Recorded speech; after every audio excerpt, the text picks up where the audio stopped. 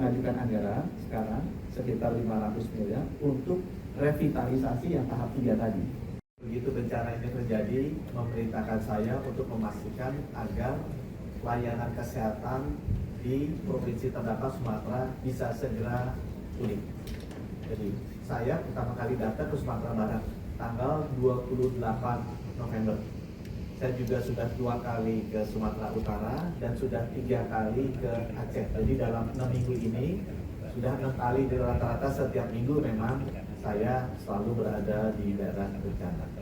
Nah, kita membagi menjadi beberapa tahap.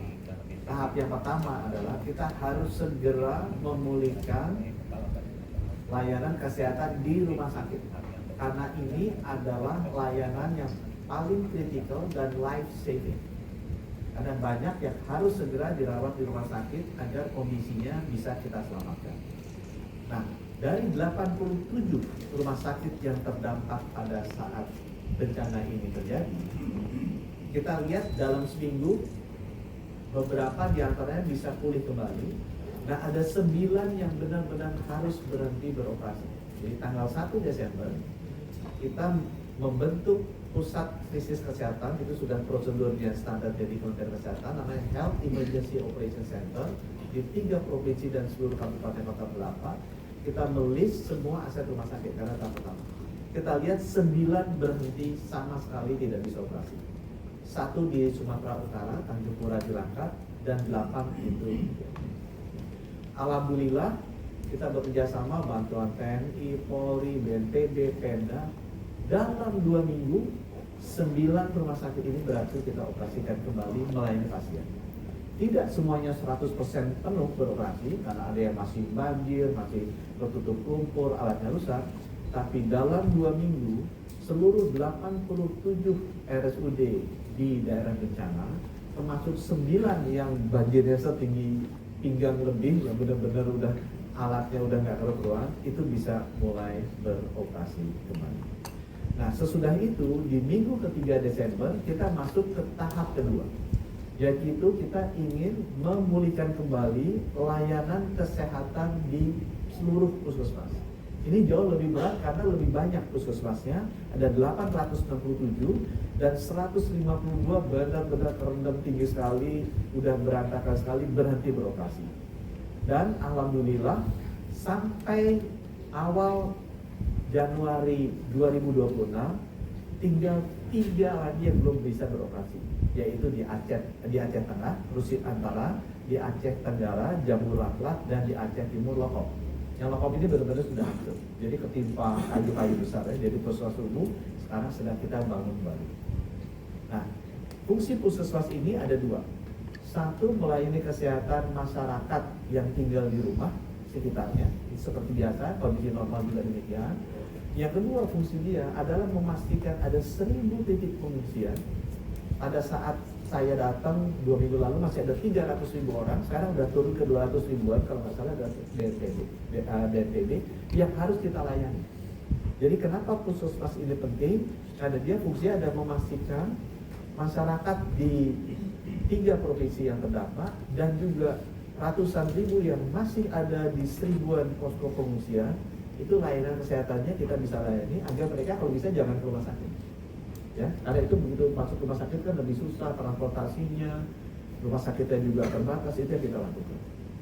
Nah, untuk melayani 1000 titik pengungsian ini, Kementerian Kesehatan memobilisasi relawan kesehatan. Kenapa? Karena tenaga kesehatan yang ada di Aceh, Sumatera Barat, sama Sumatera Utara kan terdampak bencana juga. Keluarga juga harus mereka urus, rumah-rumahnya juga hancur sebagian.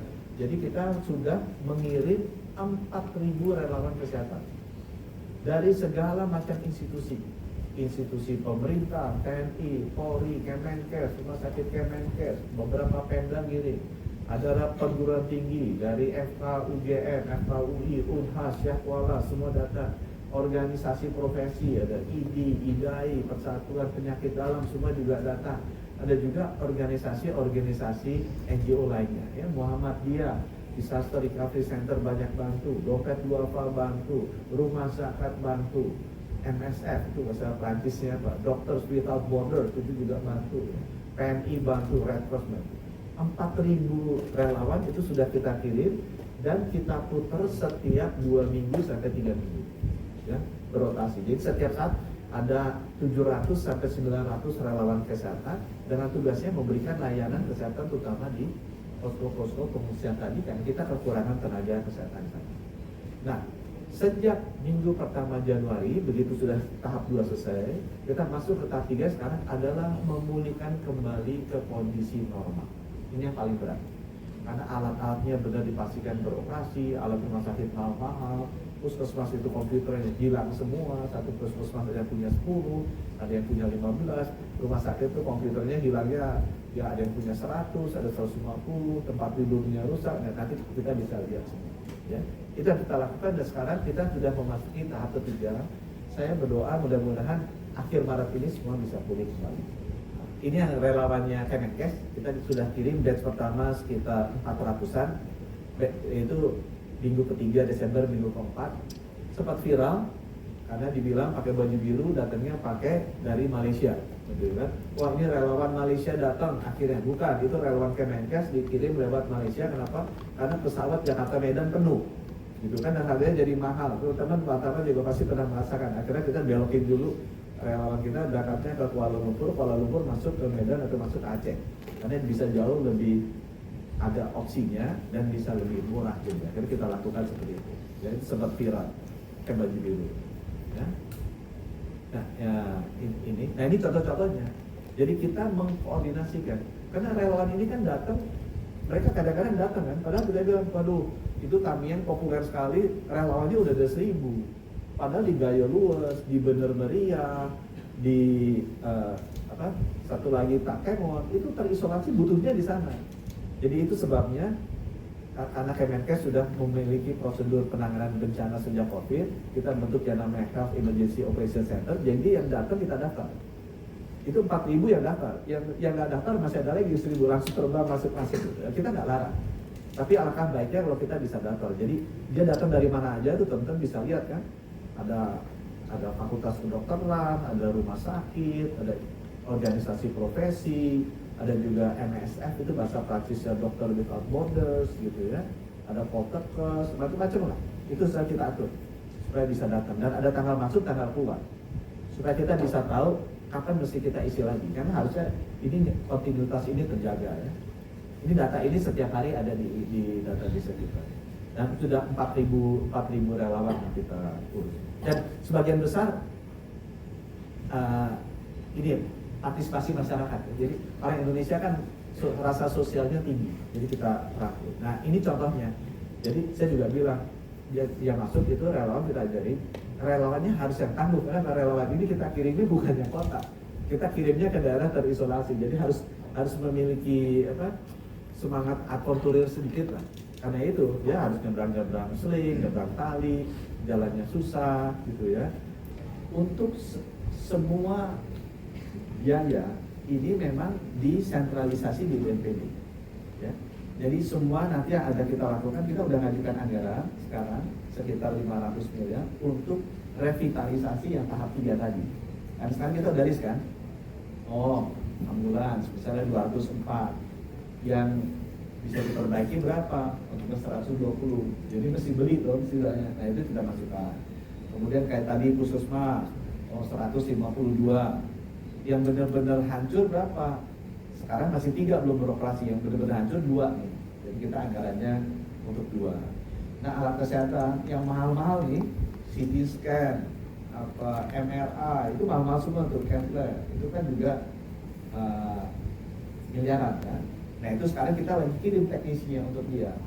Mana saja yang rusak bisa diperbaiki, mana yang harus diganti. Nah kalau diganti, nanti pemerintah akan memasukkan itu sebagai anggaran di mana kita harus ganti. Contohnya lagi, rumah-rumah dari tenaga kesehatan. Karena itu penting kan, banyak juga kepala puskesmas dari saya, Pak, saya ini masih kerja pada rumah saya begini, udah kita daftar dulu aja. Atau ini tadi saya minta dimasukin bisa apa enggak. Jadi masing-masing kepala dinas kesehatan udah masukkan itu. Nama-nama tenaga kesehatan apa, tinggalnya di mana, foto kondisi rumahnya di mana, Google Map-nya seperti apa, dan itu kita berikan sekarang ke Kementerian PU dan juga BNPB. Itu nanti kan masing-masing yang rusak ringan itu akan dapat bantuan 15 juta, gitu. Nanti kalau BPPL rusak sedang 30 juta, kalau rusaknya berat itu akan dibangunkan kembali. Kemudian ada uang mebel kalau nggak salah 3 juta, ada uang bantuan hidup 5 juta, itu nanti semuanya ada. Cuma anggaran itu nanti sepemahaman saya akan dikonsentrasikan satu pintu lewat BNPB ya, jadi aman, tidak ada duplikasi. Ya. Satu yang terakhir ya. Oke. Cik, baik, perkenalkan saya Pras dari Moka TV. Izin Pak bertanya tentang mengenai penyakit menular tadi, dan di Indonesia sendiri kan saat ini lagi ramai diperbincangkan tentang superflu Pak. Nah, untuk perkembangan sendiri di Indonesia dan di Aceh Tamiang sendiri seperti apa Pak?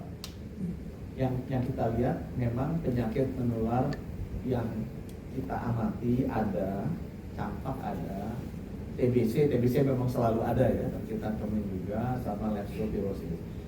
Yang kita paling khawatir itu yang campak, karena itu penularannya cepat sekali dan itu bisa mematikan kalau di anak-anak kalau terlambat ditangani. Nah itu sebabnya kenapa kita mulai kemarin kita lakukan imunisasi khusus ya untuk daerah-daerah yang kita identifikasi ada terbukti ada yang kena campak anak-anak. Download Tribun X sekarang, menghadirkan lokal menjadi Indonesia.